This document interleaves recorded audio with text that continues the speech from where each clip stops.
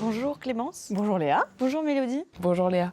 Peux-tu nous présenter le service Hommage? Le service hommage, c'est un service de personnalisation de la cérémonie.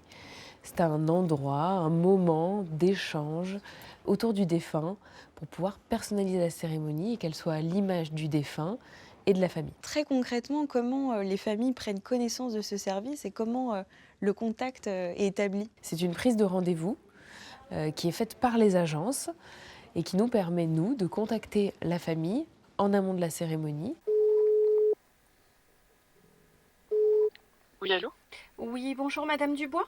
Oui. Je suis Sandra du service hommage. Je me permets de vous appeler de la part de Caroline des pompes funèbres Sala pour l'organisation de la cérémonie de votre grand-mère. Comment tu conduis un entretien hommage avec tes familles? La première étape va consister à poser des questions sur le défunt, essayer de savoir qui il était, ce qu'il aimait, quelles étaient ses passions, ses rêves.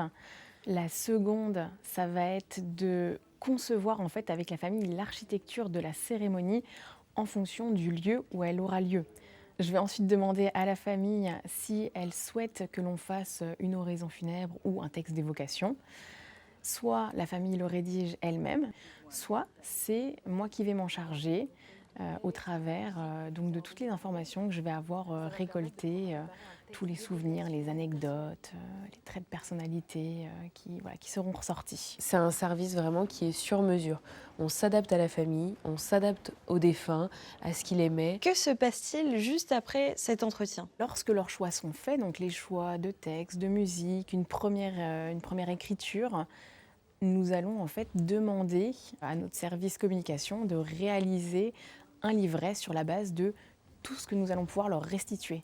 Le but, c'est vraiment de faire un clin d'œil en fait au défunt au travers des différentes pages du livret de cérémonie. Et une fois que tous ces éléments sont rassemblés, créés, vous transmettez tout ça, j'imagine, au maître de cérémonie qui aura la tâche d'orchestrer cette cérémonie. Une fois que nous avons récolté tous les éléments, téléchargé les musiques, obtenu la validation du livret de cérémonie auprès de la famille, ça va être d'envoyer tout ça avec une fiche de déroulé au maître de cérémonie, au crématorium, à notre dépôt logistique et également à l'agence qui nous a commandité auprès de la famille. Mais j'ai l'impression que grâce à ce service hommage, les familles co-créent l'hommage avec le conseiller. Ce service, il est très important parce que c'est le dernier hommage au défunt.